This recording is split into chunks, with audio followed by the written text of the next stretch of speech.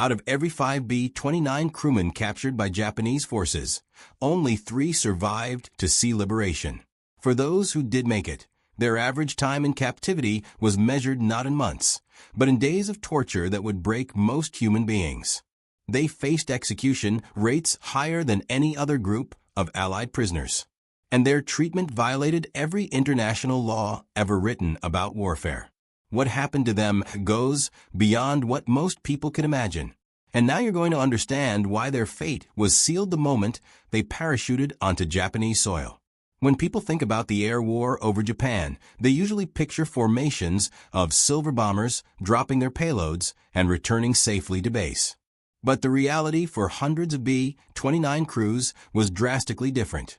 The Boeing B-29 Superfortress was the most advanced bomber of World War II, capable of flying over 3,000 miles with 10 tons of bombs. Stationed in the Mariana Islands from late 1944 onward, these massive aircraft carried 11-man crews on missions that lasted up to 16 hours.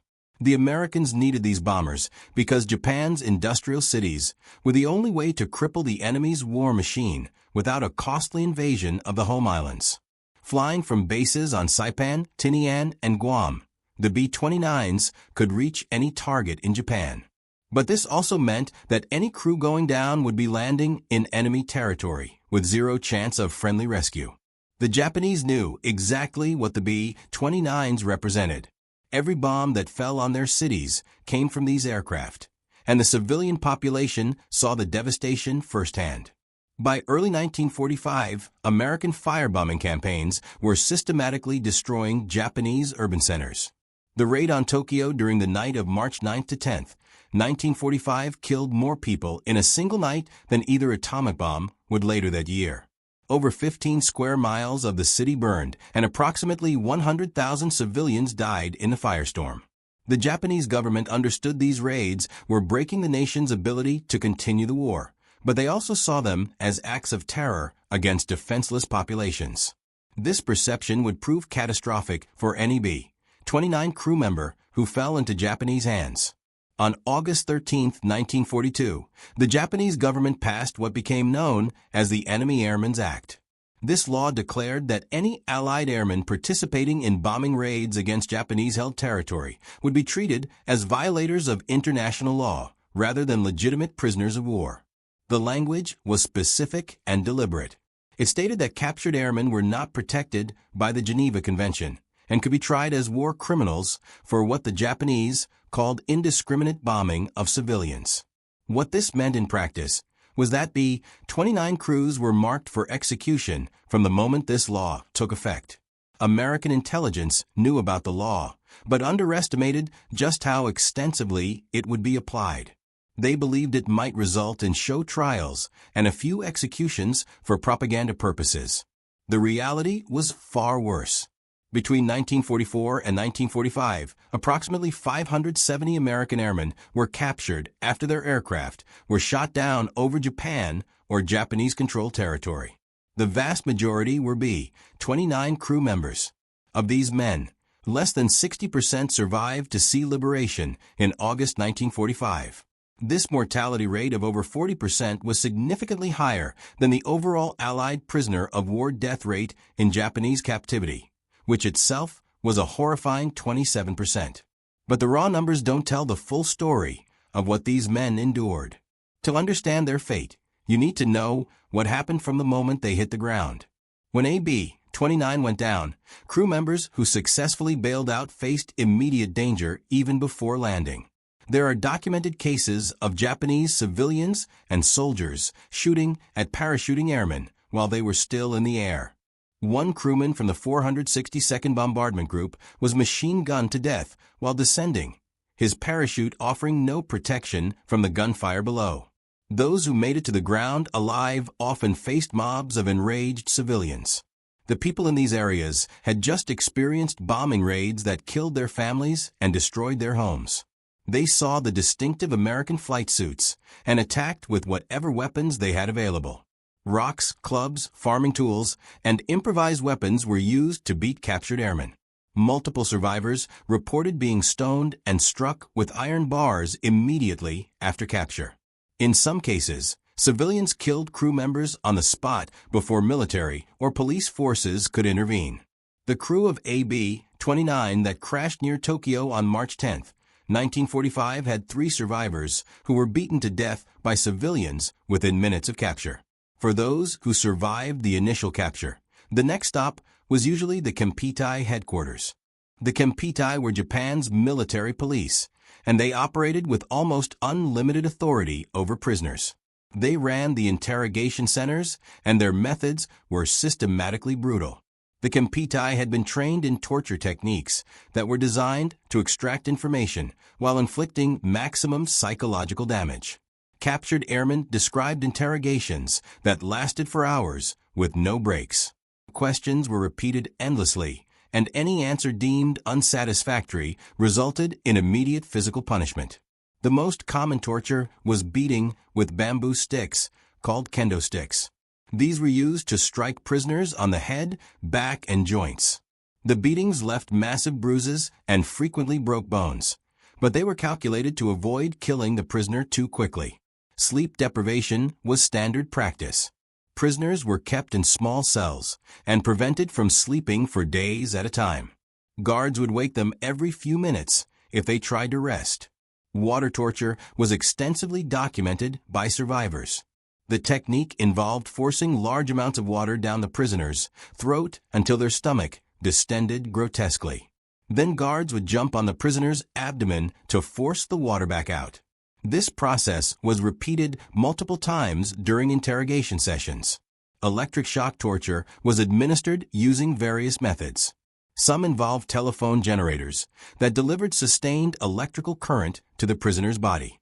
Others used the main power grid to electrify metal chairs or tables that prisoners were strapped to.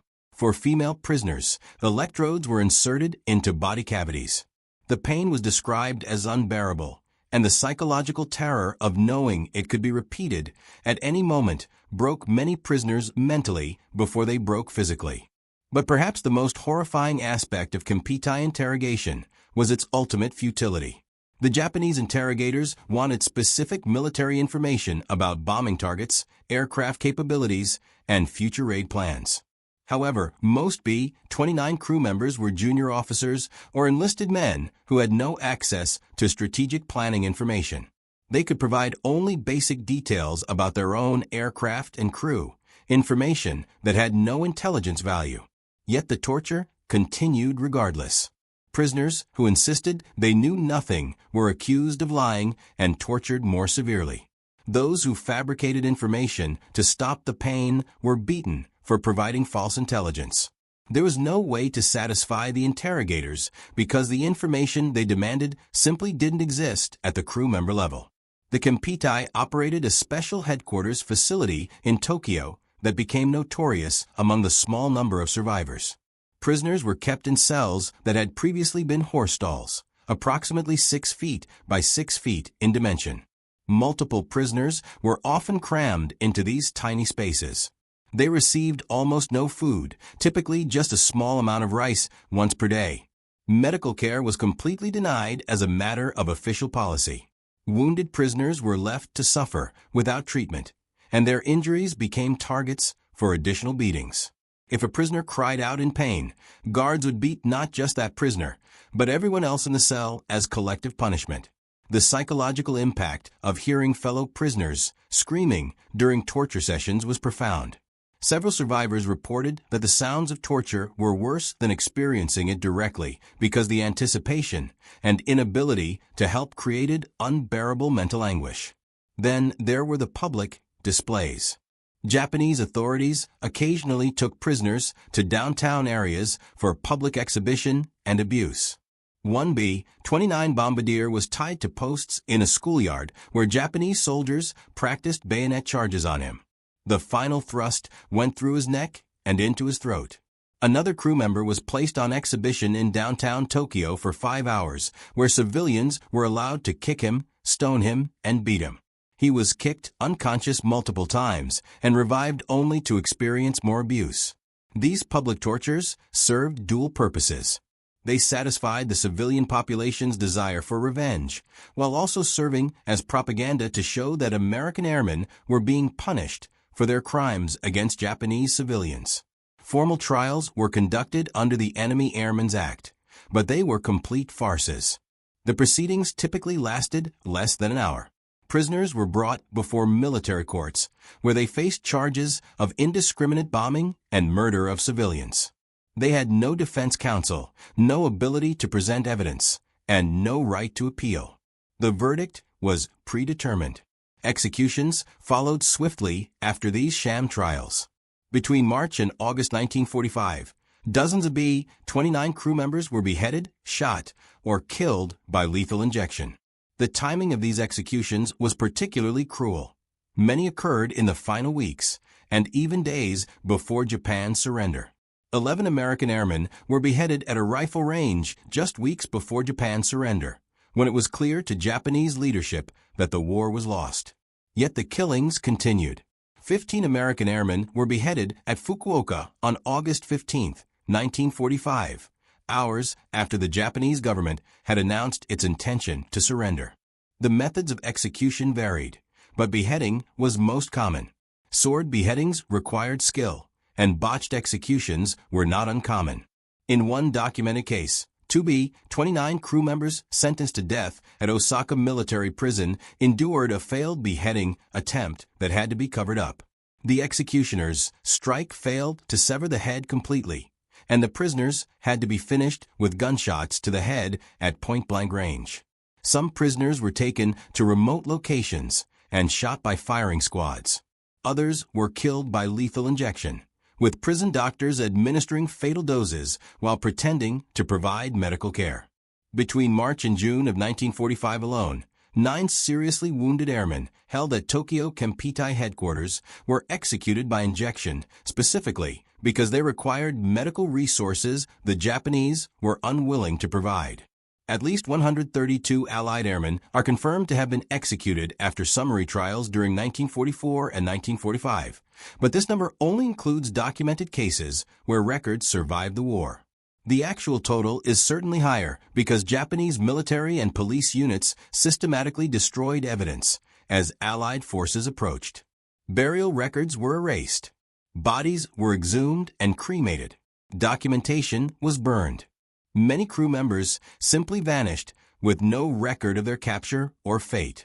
Their families received only the official designation of missing in action, never learning what actually happened.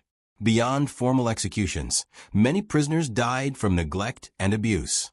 The death rate from disease and starvation in Japanese prisoner of war camps was astronomical. Captured airmen received minimal food, typically a small bowl of rice that provided perhaps 600 calories per day. Men who weighed over 200 pounds when captured shrank to under 120 pounds within months.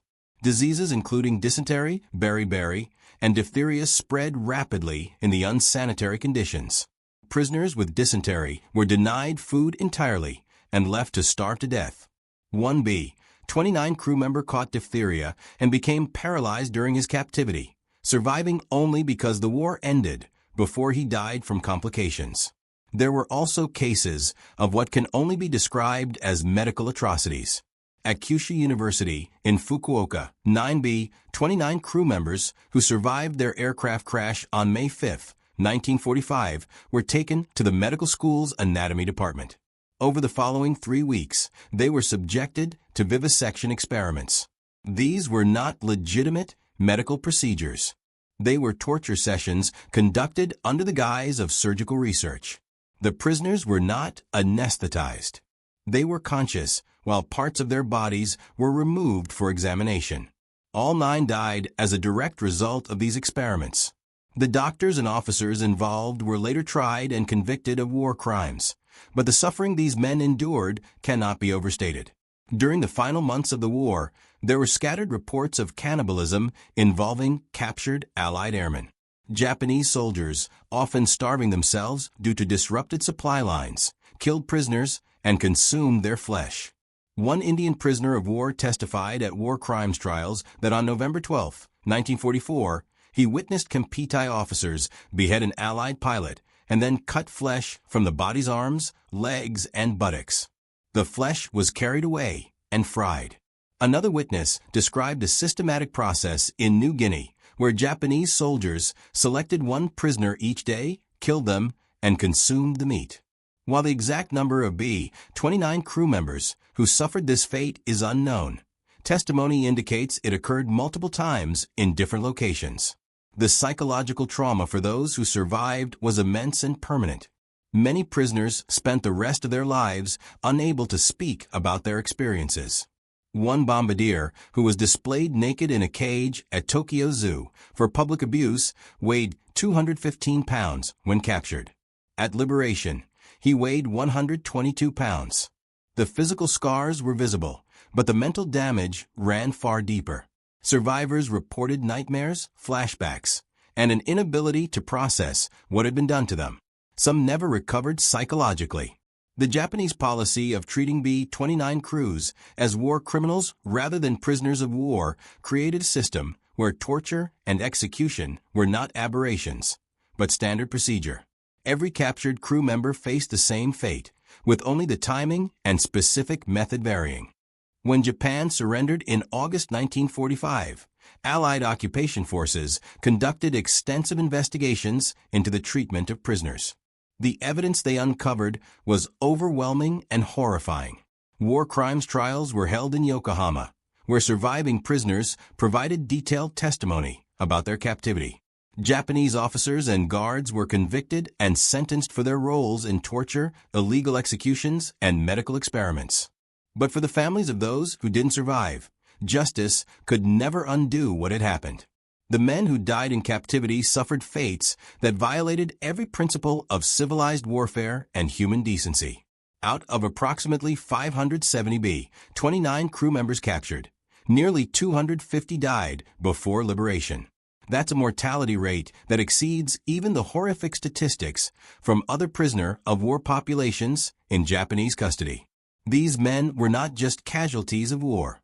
They were victims of a systematic policy that declared them criminals and subjected them to treatment that shocked even hardened war crimes investigators. The Enemy Airmen's Act created the legal framework, but the implementation went far beyond anything the law specifically authorized. Individual guards, interrogators, and officers took it upon themselves to inflict suffering that served no military purpose and violated every international agreement about the treatment of prisoners. The story of what happened to captured B-29 crews stands as one of the darkest chapters of the Pacific War. These men volunteered to fly some of the most dangerous missions of the entire conflict. They knew the risks of mechanical failure, enemy fighters, and anti-aircraft fire. But they could not have imagined the fate that awaited them if they were forced to bail out over Japan. The systematic torture, the mock trials, the executions, and the medical atrocities represent a level of cruelty that defies comprehension. For the families who lost loved ones in Japanese captivity, the pain was compounded by not knowing exactly what happened. Many crew members were simply listed as missing, their final days unknown. It wasn't until the war crimes trials revealed the full scope of abuse that families learned the truth. The survivors, who made it home, carried those experiences for the rest of their lives. They returned to a country that wanted to celebrate victory and move forward, but they remained trapped in the memories of what they had endured. Some spoke publicly about their experiences, providing testimony that helped convict war criminals. Others retreated into silence, unable or unwilling to relive the trauma. All of them bore physical and psychological scars that never fully healed. The weight of having survived when so many didn't created survivors guilt that many struggled with for decades. Today, the story of captured B-29 crews is not widely known outside of military history circles. The broader narrative of World War II focuses on major battles and strategic decisions, leaving little room for the individual stories of prisoners who suffered and died far from the fighting. But their story deserves to be remembered and understood. These men represented the human cost of strategic bombing campaigns and the complete breakdown of international law that occurred in the Pacific Theater. They were ordinary Americans who found themselves in extraordinary circumstances, facing an enemy that showed no mercy and a system designed to inflict maximum suffering before death. The B-29 crews who died in Japanese captivity were not anomalies. They were part of a deliberate pattern of abuse that extended across the entire Japanese military prison system. But their specific fate, marked for death by the Enemy Airmen's Act, made their suffering uniquely horrific. Every man who climbed into a B-29 for a mission over Japan knew the dangers of combat. What they couldn't know was that capture meant almost certain death through torture, starvation, execution, or medical experimentation. The 40% mortality rate among captured B-29 crews represents one of the highest death rates of any prisoner group in World War II. These weren't deaths from disease or malnutrition alone, though those killed many. These were deliberate murders carried out under the pretense of law. The Enemy Airmen's Act gave Japanese authorities the excuse they needed to systematically eliminate captured bomber crews. And they used that excuse to its fullest extent, right up until the moment Japan surrendered. For those who survived to tell their stories, the burden was heavy. They witnessed atrocities that most people cannot comprehend. They lost fellow crew members to torture and execution. They endured suffering that broke them physically and mentally. And when they finally came home, they had to live with those memories while the world moved on. If you want to hear more stories like this, help us out by subscribing. These stories need to be told, no matter how difficult they are to hear.